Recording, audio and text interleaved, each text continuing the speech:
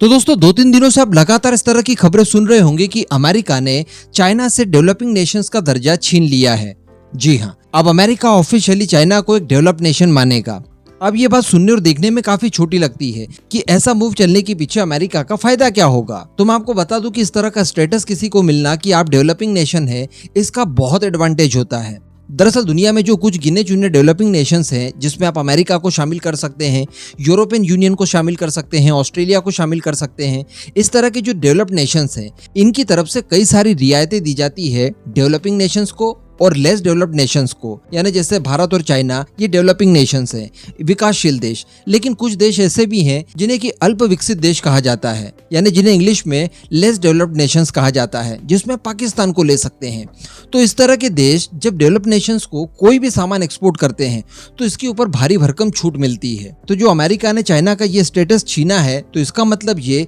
कि अब चाइना की तरफ से जो भी एक्सपोर्ट किया जाएगा अमेरिका को, और जो पुरानी व्यवस्था के चलते चाइना को छूट मिलती थी, वो छूट अब नहीं मिलेगी। क्योंकि मैं आपको बता दूं कि डेवलपिंग नेशंस हो या फिर लेस डेवलप्ड नेशन हो, इन सभी को रियायत मिले, इस वजह से एक योजना चलती है जिसे जीएसपी कहा जाता है, यानी जनरलाइज सिस्टम ऑफ प्रेफरेंसेस। इसी जीएसपी की वजह से इस तरह के देशों को छूट मिला करती है। तो अभी इसी को लेकर कुछ खबरें यूके की तरफ से आ रही है और बताया जा रहा है कि यूके की तरफ से जीएसपी सिस्टम को हटा दिया गया है और इससे अब भारत जैसे देशों को काफी ज्यादा नुकसान उठाना पड़ेगा जो भी हम एक्सपोर्ट करेंगे यूके में। अब आपको शायद याद आ रहा होगा, मैंने आपको कल रात को ही एक वीडियो बनाकर बताई थी और उस वीडियो में हम लोगों ने डिस्कशन किया था कि भारत की तरफ से जो स्टील एक्सपोर्ट किया जा रहा था यूके को, उसके ऊपर यूके ने पिछले कुछ समय से इंपोर्ट ड्यूटी बढ़ाकर रखी है। लेकिन खबर ये नहीं थी, खबर ये थी कि अब फाइनली यूके की तरफ से वो इंपोर्ट ड्यूटी हटा ली गई है। और मैंने आपसे कहा था कि अब भारत के लिए काफी अच्छा होगा, क्योंकि काफी लंबे समय तक भारत ज्यादा स्टील एक्सपोर्ट नहीं कर पाया था यूके को,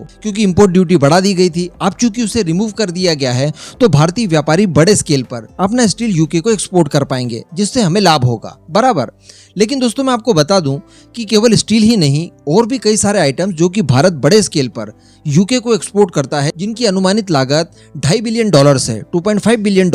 जिसमें स्टील के साथ साथ चमड़ा आता है, कपड़ा आता है, कई सारे केमिकल्स आते हैं और इसी के साथ साथ हमारा सर्विस एक्सपोर्ट। तो इन सब के ऊपर जीएसपी लागू था और भारत को इंपोर्ट ड्यूटी में काफी ज्यादा रियायतें मिलती थी, क्योंकि भारत डेवलपिंग नेशन में आता है। तो ये योजना का लाभ भारत को बड़े स्केल पर हो रहा था और ये केवल यूके में ही नहीं बल्कि अमेरिका में भी भारत जब इन चीजों को एक्सपोर्ट करता है तो भारत को वहां पर रियायत मिलती है। इसके साथ साथ यूरोपियन यूनियन हो, वहां पर रियायत मिलती है, या फिर हम लोग ऑस्ट्रेलिया को दें तो वहां पर भी रियायत मिलती है। लेकिन अब चूंकि यूके ने जीएसपी को हटा दिया है तो ऐसी परिस्थिति में जो हमें रियायत मिल रही थी इन सब चीजों के एक्सपोर्ट पर, वो अब नहीं मिलेगी और भारत के द्वारा जो भी माल यूके को एक्सपोर्ट किया जाएगा उसके ऊपर यूके अपनी मनमानी इंपोर्ट ड्यूटी इंपोज कर सकता है, जिससे कि भारतीय माल यूके के अंदर पहुंचते ही महंगा हो जाएगा। अब इस पूरे मामले पर GTRI यानी ग्लोबल ट्रेड रिसर्च इनिशिएटिव, इनकी तरफ से ये कहा गया है कि भारत का कपड़ा व्यापार हो, चमड़े का व्यापार हो, कालीन का हो, लोहा इस्पात या फिर अन्य कई तरह के केमिकल